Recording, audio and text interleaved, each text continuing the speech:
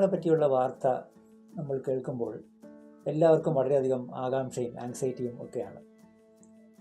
ഇന്ന് വാർത്താ മാധ്യമങ്ങളിൽ നമ്മൾ നിറഞ്ഞു നിൽക്കുന്ന ഒരു ന്യൂസ് ഹ്യൂമൻ മെറ്റാനിയമോ വൈറസ് എന്ന ഒരു പുതിയ അണു വന്നെന്നും അത് ചില രാജ്യങ്ങളിൽ വളരെയധികം ആൾക്കാരെ ബാധിച്ചെന്നും ആൾക്കാർ ഹോസ്പിറ്റലാകുന്നു, കുറേ പേർക്ക് ന്യൂമോണിയ വരുന്നു, കുട്ടികളെ ബാധിക്കുന്നു മുതലായ ന്യൂസുകൾ നമ്മളിപ്പോൾ കാണുന്നുണ്ട്. സ്വാഭാവികമായിട്ടും പറഞ്ഞ പോലെ നമ്മുടെ നാട്ടിലും ആൾക്കാർക്ക് ഇതിനെക്കുറിച്ച് ഒരു ടെൻഷൻ ഉണ്ട്. ഇത് ഇവിടെ വന്നിട്ടുണ്ടോ? അതിൻ്റെ കൂടെ ഇപ്പോൾ നമ്മുടെ നാട്ടിൽ ഇന്ത്യയിൽ തന്നെ വിവിധ സംസ്ഥാനങ്ങളിൽ നിന്ന് റിപ്പോർട്ടുകൾ വന്ന് തുടങ്ങിയിട്ടുണ്ട്. 1, 2, 3 വീതം കേസുകളൊക്കെ കണ്ടെത്തിയത്. ഇതിനെക്കുറിച്ച് നമുക്ക് ഇങ്ങനത്തെ ടെൻഷൻ ആവശ്യമുണ്ടോ? ഇതിനെ നമ്മൾ ഭയപ്പെടേണ്ട ആവശ്യമുണ്ടോ? നമ്മൾ എന്ത് മുൻകരുതലാണ് ചെയ്യേണ്ടത്? മുതലായ കാര്യങ്ങൾ നമുക്കൊന്ന് ചർച്ച ചെയ്യാം. ഒന്നാമത്തെ വാക്ക്, ഇതൊരു പുതിയ രോഗമല്ല. ഹ്യൂമൻ മെറ്റാന്യൂമോ വൈറസ് എന്ന് പറയുന്ന അണു, ആ വൈറസ് 2000 ആണ്ടിൽ തന്നെ കണ്ടു തുടങ്ങുകയും അതിന് മുമ്പേയുള്ള കുറച്ച് വർഷങ്ങൾ തന്നെ നിലവിൽ വന്നിരുന്നു എന്നാണ് നമ്മൾ അനുമാനിക്കുന്നത്.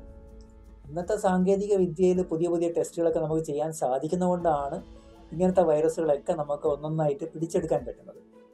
പൊതുവേ നമ്മൾ പഴയ കാലത്തും ഇന്നും ഈ ടെസ്റ്റിംഗ് ഒന്നും ചെയ്തില്ല എന്നുണ്ടെങ്കിൽ ഇങ്ങനത്തെ കുറേ കൊച്ചു കൊച്ചു വൈറസുകളെല്ലാം ഉണ്ടാക്കുന്ന രോഗത്തിന് വൈറൽ ഫീവർ, വൈറൽ പനി എന്ന് പറഞ്ഞ് ഇൻക്ലൂഡ് ചെയ്യുന്നത്.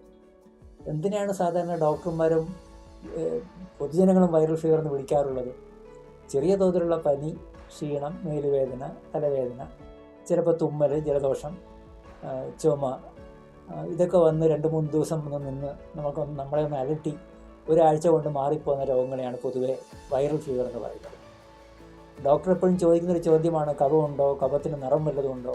അങ്ങനെ മഞ്ഞ നിറമെന്നോ പച്ച നിറമെന്നോ ബ്രൗൺ കളർ എന്നൊക്കെ പറയുമ്പോൾ ഒരു ഡോക്ടർ അനുമാനിക്കുന്നത് അത് ബാക്ടീരിയ കൊണ്ടുള്ള ഇൻഫെക്ഷനാണ്. അപ്പോഴാണ് ഡോക്ടർ ആൻറ്റിബയോട്ടിക്കുകൾ കൊടുക്കുന്നത്. മറിച്ച് ഇങ്ങനെയൊന്നും ഇല്ലയെന്ന് കേൾക്കുമ്പോൾ മിക്കവാറും ഡോക്ടേഴ്സ് പറഞ്ഞു തരുന്ന ഉപദേശം ആൻറ്റിബയോട്ടിക് ഒന്നും വേണ്ട, നിങ്ങൾ റെസ്റ്റൊക്കെ എടുത്ത് കുറച്ച് സിമ്പിൾ മരുന്നുകൾ കഴിച്ച് കഴിഞ്ഞ് മാറും.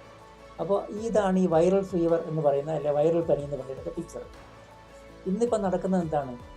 ഈ അണു നേരത്തെയുള്ള അണുവാണ് ഞാൻ പറഞ്ഞു കഴിഞ്ഞു.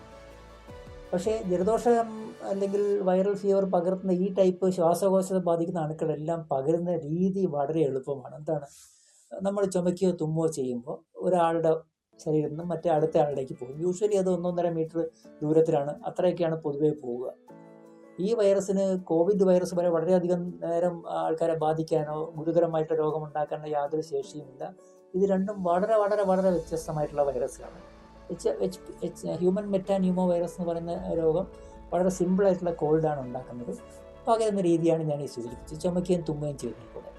അതിന് പുറമെ ഈ പ്രതലങ്ങൾ, നമ്മൾ ചുമക്കുകയോ തുമ്മുകയോ ചെയ്ത കണികൾ ഒരു പ്രതലത്തിലെല്ലാം വന്നിട്ടുണ്ടെങ്കിൽ, അല്ലെങ്കിൽ നമ്മൾ മൂക്കൊക്കെ തൊട്ടു വായു തൊട്ടു ആ കൈ ഉപയോഗിച്ച് വേറെ ആരെങ്കിലും അങ്ങോട്ടും ഇങ്ങോട്ടും തൊടുകയാണെങ്കിൽ അങ്ങനെ കൈകളിൽ കൂടെയും പോകാം. സോ 2 വഴിയാണ്. ഒന്ന് നേരിട്ട് ശ്വാസം വഴി പോകുന്നു, രണ്ടാമത്തെ കൈകൾ വഴി തൊട്ടിട്ട് അടുത്ത ആളുടെ വായിൽ മൂക്ക് കയറുന്നു. 2 വഴികളിലാണ് ഇത് പകരുന്നത്. അങ്ങനെ പകർന്നാൽ എന്താണ് ലക്ഷണങ്ങൾ? പറഞ്ഞ പോലെ തുമ്മൽ, ചുമ, ജലദോഷം, പനി, ഇങ്ങനത്തെ സിമ്പിളായിട്ടുള്ള ലക്ഷണങ്ങളാണ് വരിക.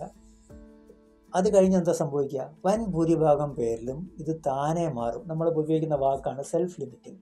അങ്ങനെ താനെ ഈ രോഗം മാറി ഒരു 4, 5, 6 ദിവസം കൊണ്ട് പൂർണ്ണമായിട്ട് സുഖം പ്രാപിച്ച് ഒരാൾ നോർമലി നടക്കുന്നു. ഈ പീരീഡിനിടയ്ക്ക് മിക്കവാറും പേര് ചെയ്യുന്നതും ഡോക്ടർമാർ പ്രിസ്ക്രൈബ് ചെയ്യുന്നത് എന്താണ്? വളരെ സിമ്പിളായിട്ടുള്ള ഈ ലക്ഷണങ്ങളെ ആസ്പദമാക്കിയുള്ള ചെറിയ ചെറിയ മരുന്നുകൾ, ആ ലക്ഷണങ്ങൾക്ക് ആശ്വാസം കൊടുക്കാൻ. ഉദാഹരണം പാരസെറ്റമോൾ. ഇപ്പോൾ പാരസെറ്റമോൾ പനി നല്ലോണമുണ്ട് അല്ലെങ്കിൽ മേലുവേദന നല്ലോണം ഉണ്ടെങ്കിൽ ഈ പാരസെറ്റമോൾ കൊണ്ട് ആശ്വാസം കൊടുക്കും. പാരസെറ്റമോൾ ഒരു ചികിത്സയല്ല, പനി എന്നുള്ള ഒരു ലക്ഷണത്തിനുള്ള ഒരു ആശ്വാസമാണ് പാരസെറ്റമോൾ കൊടുക്കുക. അതിൻ്റെ കൂടെ നമ്മൾ പൊതുവെ പറയുന്ന സഹായം, സപ്പോർട്ടീവ് കെയർ എന്ന് പറയുന്നത് നമ്മൾ റെസ്റ്റ് എടുക്കണം എന്നുള്ളത് വളരെ പ്രധാനമാണ്. റെസ്റ്റ് എടുക്കാന്ന് വെച്ചാൽ വീട്ടിലിരുന്നാൽ മാത്രമല്ല, നമ്മൾ നല്ലോണം ഉറക്കം കിട്ടണം, നല്ല തോതിലുള്ള ആഹാരം, ന്യൂട്രീഷ്യസ് അല്ലെ പോഷണ ഗുണമുള്ള ആഹാരം, പ്രത്യേകിച്ച് അതിൽ പഴവർഗ്ഗങ്ങളും ഇലക്കറികളും ധാരാളം ഇൻക്ലൂഡ് ചെയ്യണം. അങ്ങനത്തെ ആഹാരങ്ങൾ കഴിക്കുക. ലളിതമായിട്ടുള്ള ഹോം റെമഡീസ്, വീട്ടിൽ നിന്നുള്ള ചില റെമഡീസ് ഉണ്ടല്ലോ, ചൂട് പാനീയങ്ങൾ ധാരാളം കുടിക്കുക. തൊണ്ട കാറലുണ്ടെങ്കിൽ ഉപ്പുവെള്ളം വെച്ച് നമ്മൾ ഗാർഗിൾ ചെയ്യില്ല, തൊണ്ട കൊപ്പിളിക്കുക. മൂക്കിൽ ഇറിറ്റേഷൻ അല്ലെങ്കിൽ മൂക്കടപ്പോ മൂക്കൊലിപ്പോ ഉണ്ടെങ്കിൽ ഉപ്പുവെള്ളം, സലൈൻ എന്ന് പറയുന്ന ലായനി കൊണ്ട് നമ്മൾ മൂക്കിൽ നേസൽ ഡ്രോപ്സ് ആയിട്ട് യൂസ് ചെയ്യുക. ഇതൊക്കെയാണ് ഏറ്റവും സിമ്പിൾ റെമഡീസ്. അതിൻ്റെ കൂടെ പലരും നമ്മുടെ നാട്ടുരീതികളുടെ ഉള്ളിൽ നമ്മൾ തുളസി മറ്റ് ഇലകളൊക്കെ ഇട്ട് കാപ്പികൾ, ചുക്ക് കാപ്പി മുതലായതൊക്കെ ഉണ്ടാക്കി അതും വ്യക്തികൾ കുടിക്കാറുണ്ട്. അതും അതിൻ്റെ കൂടെ നടക്കട്ടെ. ഫ്രൂട്ട്സ് കഴിക്കുന്നത് വളരെ പ്രധാനമാണ്. പ്രത്യേകിച്ചും പപ്പായം, നെല്ലിക്ക മുതലായ ഫ്രൂട്ട്സിൽ ധാരാളം വിറ്റമിൻ സിയും ആൻറ്റി ഓക്സിഡൻസും ഒക്കെ ഉണ്ട്. ഇതൊക്കെ നമുക്ക് രോഗത്തിൽ നിന്ന് രക്ഷിക്കാനും നല്ലതാണ്. രോഗം വന്നു കഴിഞ്ഞ് നമുക്ക് പിന്നെ ഭേദമാകാൻ സഹായിക്കുന്ന തരം പഴവർഗ്ഗങ്ങളാണ് ഈ രണ്ടെണ്ണം ഞാൻ പറഞ്ഞ ഏറ്റവും ചീപ്പായിട്ടുള്ളതും ലോക്കലി നമുക്ക് കിട്ടുന്ന 2 പഴവർഗ്ഗങ്ങൾ. അപ്പോൾ ഇതൊക്കെയാണ് അതിൻ്റെ യൂഷ്വൽ ചികിത്സ. നമുക്ക് ജാഗ്രത വേണോ വേണ്ടതെന്ന് ചോദിച്ചാൽ എന്താണ്? 2 തരത്തിലാണ് ജാഗ്രത. ഒന്ന്, പൊതുജനങ്ങളുടെ ജാഗ്രത എന്താണ്? അസുഖം കിട്ടാതിരിക്കാൻ നമ്മൾ ചെയ്യേണ്ടത്, പ്രത്യേകിച്ചും നമ്മൾ കൊച്ചു കുട്ടികൾ, വളരെ പ്രായമുള്ള ആൾക്കാർ, എന്തെങ്കിലും പ്രമേഹമോ മറ്റു രോഗങ്ങളോ ബാധിച്ചിട്ടുള്ള ആൾക്കാർ, നീണ്ട കാലം മരുന്ന് കഴിക്കുന്ന ആൾക്കാർ, അങ്ങനത്തെ ആൾക്കാരൊക്കെ ആണെങ്കിൽ ഈ നേരത്തൊക്കെ ഈ ഒരു ജലദോഷപ്പനി സീസൺ ആണല്ലോ, ഇപ്പോൾ തണുപ്പ് നേരം. അപ്പോൾ ആ നേരത്ത് ആവശ്യമില്ലാത്ത ക്രൗഡിലും ആൾക്കൂട്ടത്തിലും പോകാതിരിക്കുക. രണ്ടാമത്തെ ഒരു ജാഗ്രത എന്ന് വെച്ചാൽ, നമ്മൾ ഇപ്പോൾ ഒരു ജലദോഷം വന്നു അല്ലെങ്കിൽ ചുമ വന്നു, നമുക്കറിയാം ഇത്ര ദിവസം പൊതുവെ എടുക്കും. ആ പ്രതീക്ഷിച്ച നേരം കൊണ്ട് അത് കുറയുന്നില്ല എങ്കിലോ, നമ്മൾ ഡോക്ടർ കണ്ട് മരുന്ന് തന്നിട്ട് ആ മരുന്ന് കറക്റ്റായി കഴിക്കവേ തന്നെ ലക്ഷണങ്ങൾ കൂടി വരുമോ, അപകടകരമായിട്ടുള്ള എന്തെങ്കിലും ലക്ഷണങ്ങൾ, ഇപ്പോൾ കഫത്തിൽ രക്തം കാണുക, അസാധാരണ ശ്വാസം മുട്ട് വരിക, അസാധാരണ മയക്കം തോന്നുക, ഇങ്ങനത്തെ ലക്ഷണങ്ങളുണ്ടെങ്കിൽ ഈ കാര്യം ഒരു ഡോക്ടറെ അറിയിക്കണം. അങ്ങനെ അറിയിക്കാൻ നേരിട്ട് ഹോസ്പിറ്റലിൽ പോകാം. അതിന് മുമ്പേ വേണമെങ്കിൽ നമുക്ക് ഈ സഞ്ജീവനി നെറ്റ്വർക്ക് വഴി ടെലി കൺസൾട്ടേഷൻ ബുക്ക് ചെയ്ത് ചെയ്യാം. അല്ലെങ്കിൽ സംശയങ്ങൾ ഏത് നേരത്ത് തോന്നിയാലും നമ്മുടെ ദിശ ഹെൽപ്പ് ലൈൻ ഉണ്ടല്ലോ, നമുക്കെല്ലാവർക്കും വളരെ പരിചയമുള്ള ഹെൽപ്പ് ലൈനാണ്. 104 1056 പിന്നെ 0471 255 2056. ഈ നമ്പറുകളിൽ ഏതെങ്കിലും വിളിച്ചു കഴിഞ്ഞാൽ ദിശയിലേക്ക് കണക്ട് ചെയ്യും. ദിശ സർവീസ് നിങ്ങളെ ഡോക്ടേഴ്സിനോട് കണക്ട് ചെയ്ത് ഡോക്ടറുമായി നേരിട്ട് സംശയ നിവാരണം ചെയ്യാം. അസാധാരണ ലക്ഷണങ്ങളുണ്ടെങ്കിൽ ഈ വിധത്തിലൊക്കെ അതിനെ പരിഹരിക്കാൻ നമുക്ക് ശ്രമിക്കുകയും ചെയ്യാം. അങ്ങനെ ഒരു ഡോക്ടർ നിങ്ങൾ നേരിട്ട് ഹോസ്പിറ്റലിൽ വരണമെന്നോ അല്ലെങ്കിൽ വന്ന് നോക്കണമെന്ന് പറയുകയാണെങ്കിൽ മാത്രം ഹോസ്പിറ്റലിൽ പോയി ഡോക്ടറെ കാണുക, കാര്യങ്ങൾ ഡിസ്കസ് ചെയ്യുക. അപ്പോൾ ഇതാണ് അതിൻ്റെ പരിഹാരം അല്ലെങ്കിൽ ട്രീറ്റ്മെൻറ്റ് എന്ന് പറയുന്നത്. പിന്നെ ഈ രോഗത്തിന് പ്രത്യേക ടെസ്റ്റ് വല്ലതും വേണോ, ലാബിലേക്ക് നമ്മൾ ഓടിപ്പോയി ടെസ്റ്റ് ചെയ്യണം എന്നുള്ള എല്ലാവർക്കും ഒരു സംശയമുള്ള കാര്യമാണ്. അങ്ങനെ ഈ വൈറസിന് വേണ്ടി നമ്മൾ ടെസ്റ്റ് ചെയ്യേണ്ട കാര്യമൊന്നുമില്ല, ലാബുകളിലേക്ക് ഓടിപ്പോകേണ്ട കാര്യമില്ല. ഇത് നോർമൽ ജലദോഷ, ഓർഡിനറി ജലദോഷ വൈറസ് പോലത്തെ ഒന്നാണ്. പ്രത്യേകമായിട്ടുള്ളൊരു ടെസ്റ്റിംഗ് ഒന്നും ജനങ്ങൾ ചെയ്യേണ്ട ആവശ്യമില്ല. അപ്പോൾ ഇത് പൊതുജനങ്ങൾ ഈ രീതിയിൽ ജാഗരൂകരായിരിക്കണം. അതുപോലെ തന്നെ പലരും ചോദിക്കാറുണ്ട്, അപ്പോൾ നമ്മളെ രക്ഷിക്കാൻ എന്താണ് സർക്കാർ ചെയ്യുന്നത്, എന്താണ് ആരോഗ്യ വകുപ്പ് ചെയ്യുന്നത് ചോദിക്കാറുണ്ട്. തീർച്ചയായിട്ടും സർക്കാരും ആരോഗ്യ വകുപ്പും പബ്ലിക് ഹെൽത്ത് സ്ഥാപനങ്ങളും അതുപോലെ സ്വകാര്യ മേഖലയുടെ സ്ഥാപനങ്ങളെല്ലാം ഇന്ന് കൈകോർത്ത് ചെയ്യുന്ന ഒരു കാര്യം എന്ന് വെച്ചാൽ സർവൈലൻസ്. നമ്മൾ എപ്പോഴും ഒരു അന്വേഷണം അല്ലെങ്കിൽ പര്യവേഷണം ചെയ്യുന്നുണ്ട്, അതായത് ഒബ്സർവ് ചെയ്യുന്നുണ്ട്. എവിടെയൊക്കെ രോഗം കാണുന്നു, എന്തൊക്കെയാണ് അതിൻ്റെ രീതികൾ, ലക്ഷണങ്ങളിൽ മാറ്റമുണ്ടോ, അത് ബാധിക്കുന്ന ആൾക്കാരുടെ ട്രെൻഡ് എന്താണ്, ഇതൊക്കെ നമ്മൾ അതിസൂക്ഷ്മമായിട്ട് നമ്മുടെ ആരോഗ്യ വകുപ്പിലെയും മെഡിക്കൽ സംവിധാനത്തിലെ ഡോക്ടർമാരും ശാസ്ത്രജ്ഞന്മാരും നിരീക്ഷിക്കുന്നുണ്ട്. ഒട്ടും പേടിക്കേണ്ട.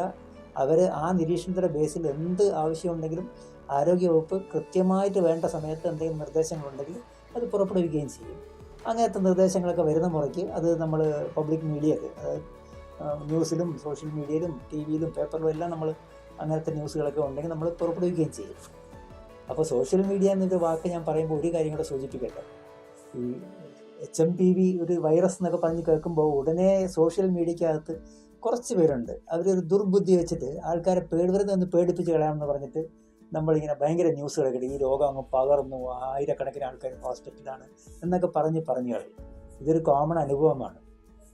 അത് വിഷമം എന്താണെന്ന് വെച്ചാൽ, ഇങ്ങനത്തെ ന്യൂസ് കാണുമ്പോൾ പലരും ചെയ്യുന്നൊരു സ്വാഭാവിക റിയാക്ഷൻ, അത് ഉടനെ എടുത്ത് നമ്മളൊരു 15 ഗ്രൂപ്പുകളിലേക്ക് ഫോർവേഡ് ചെയ്യും. അപ്പോൾ ഇത് നമ്മളൊന്ന് ആലോചിക്കണം. ഇങ്ങനെ എന്തെങ്കിലും ന്യൂസ് കണ്ടു കഴിഞ്ഞാൽ ഇങ്ങനെ ഉടനെ കയറി ഫോർവേഡ് ചെയ്യരുത്. ഏത് ആരോഗ്യ ന്യൂസ് കണ്ടാലും നിങ്ങൾക്ക് ചെയ്യാവുന്ന ഒരു നല്ല കാര്യമുണ്ട്. അത് ശരിയാണോ തെറ്റാണോ എന്ന് നിങ്ങൾക്ക് ബോധ്യമില്ലാത്തതോ സംശയമുള്ള ഏത് കാര്യമുണ്ടെങ്കിലും അതും നമ്മുടെ ദിശ നമ്പറിലേക്ക് വിളിച്ചിട്ട് ഏതെങ്കിലും ഡോക്ടറോട് എനിക്ക് സംസാരിക്കണം, ഇങ്ങനെ ഒരു സംശയമുണ്ടെന്ന് പറഞ്ഞാൽ വളരെ സൗഹാർദ്ദപൂർവ്വമായിട്ട് നമ്മുടെ ആരോഗ്യ വകുപ്പ് ഉൾപ്പെട്ട ഡോക്ടർമാരുമായിട്ട് ചർച്ച ചെയ്യാൻ, അത് അതിനകത്തുള്ള സംശയങ്ങൾ മാറ്റാനുമുള്ള അവസരം നിങ്ങൾക്കുണ്ട്. അങ്ങനെ ചെയ്തു കഴിഞ്ഞാൽ ശരിയല്ലാത്ത കാര്യങ്ങളൊന്നും ഫോർവേഡ് ചെയ്യരുത്. യഥാർത്ഥത്തിലുള്ള എന്തെങ്കിലും മുന്നറിയിപ്പ് എപ്പോഴെങ്കിലും ആരോഗ്യവകുപ്പ് പുറപ്പെടുവിക്കുന്നത് അത് നിങ്ങൾക്ക് മനസ്സിലാക്കാനും അതുപോലെ അത് ഫോർവേഡ് ചെയ്യാനും നിങ്ങൾക്ക് സാധിക്കും. അപ്പോൾ അത് വളരെ റെസ്പോൺസിബിൾ നെറ്റ് ബിഹേവിയർ എന്ന് പറയുന്ന ഒരു കാര്യമാണ്. പിന്നെ ഇനി ഇതെല്ലാം പറഞ്ഞ് പകരുന്നത് എങ്ങനെയാണെന്നൊക്കെ പറഞ്ഞു. ഇനി ഇതിനെ തടയണ്ടേ? ഇതെന്നല്ല, ഇത് ജലദോഷ വൈറസുകളുടെ കൂട്ടത്തിലുള്ള ഒന്നാണ്. ജലദോഷവും വൈറൽ ഫീവറും എപ്പോഴും നമ്മുടെ നാട്ടിലുണ്ടെന്ന് ഓർക്കണം. അപ്പോൾ ഇത് പകരുന്ന ഗ്രൂപ്പുകൾ ഏതാണ്, ആ പകർച്ച തടയാൻ എന്ത് ചെയ്യാം?